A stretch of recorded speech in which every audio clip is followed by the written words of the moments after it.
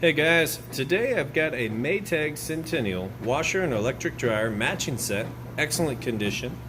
And I've got this one full jeans, towels, got it on express wash, which is your normal setting on here, kind of a light soil setting.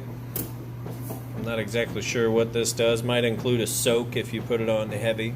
I'm just going to leave it on light, no extra rinse, and we've also got whether it has fabric softener in there. And then you can set your temperature here. I just went to warm. It's kind of neat on this one. I'm not going to open this up and disturb the cycle. It's a pretty efficient, smart washer. So it's auto sensing on the water level. But I will show you on the spin cycle. I'll open it up and you can see that it's spinning nice and fast. It'll shut it down and stop the spin. But that way you get to see that it is in fact spinning nice and fast. But if you're not used to hearing that sound, sure you can hear it. That's the agitation sound. If you didn't hear that, you would not be getting your clothes clean. That agitation sound, you have to have it on a top load washer with the agitator. And people who have a front load washing machine or they don't have an agitator, they're not used to hearing that sound. So always note that, because I get that question a lot. That was my bug zapper in the background. Don't worry about that. But anyway, so we're going to let this guy go ahead and move through its cycle, and we'll come back for the draining and spinning so you can hear all that.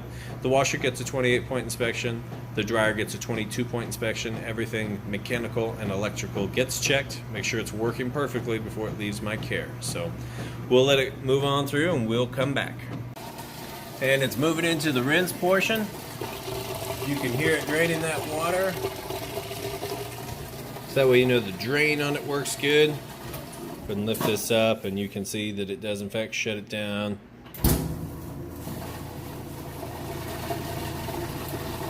Alright, we'll come back for the spin. Okay, and we just come out of the rinse cycle onto the final spin. And I'm going to lift this up. Like I said, it's going to stop it pretty quickly, but I'm going to show you that it is spinning nice and fast. And you can see, nice smooth operation. Sounds great. So here we go. We'll lift that up. You can see it spinning nice and fast, and it came to a stop pretty quick as well. So I'm gonna let that finish up, and we'll move those clothes over to the dryer. Show you the dryer.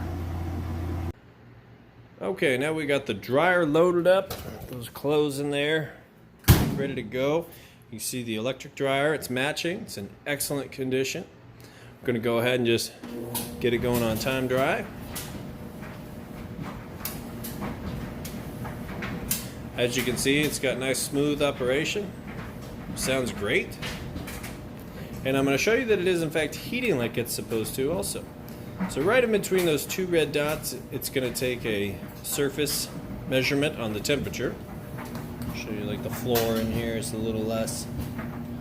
And so we'll open this up. We're going to shoot that right inside the heating element tube. You can see plenty of heat coming out of there. Grab a picture of that for the ad. So the heat comes right out of this grate, right below that on the back sides where the heating element is. Then it's going to heat up the inside of your dryer anywhere from about 95 all the way up to 195.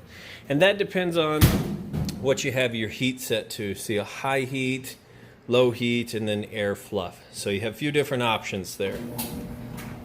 This one we're just going to let it go ahead and dry those, and I'll get these listed up for sale. Now you know when you purchase them, take them home, plug them in, everything's going to work great. That's how I like to buy, so that's how I like to sell. If you have any questions, feel free to reach out. I do appreciate you taking time to watch my video. Thanks, have a great day.